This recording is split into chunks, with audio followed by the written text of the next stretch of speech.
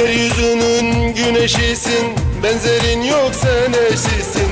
Küçük bir bebek gibisin, kız sen yoksa melek misin? Yeryüzünün güneşisin, benzerin yok sen eşisin. Küçük bir bebek gibisin, kız sen yoksa melek misin? Açmamış güller gibisin, kırda kelebek gibisin. Göklerden inmiş gibisin, kız sen yoksa melek misin? Açmamış güller gibisin, kırda kelebek gibisin. Göklerden inmiş gibisin, kız sen yoksa melek misin?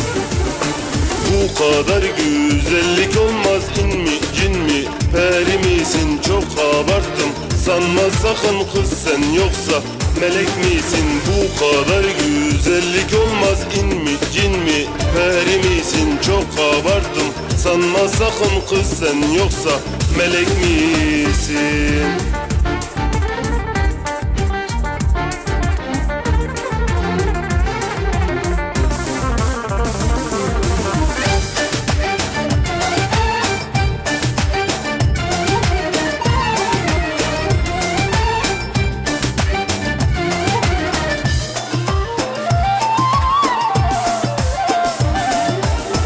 Güzel masum bir yüzün var, sen insanı özemezsin. Altın gibi bir kalbin var, kız sen yoksa melek misin?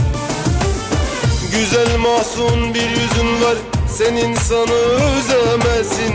Altın gibi bir kalbin var, kız sen yoksa melek misin?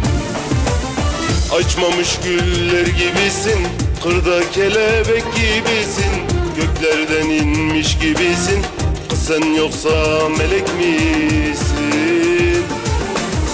Açmamış güller gibisin, kırda kelebek gibisin.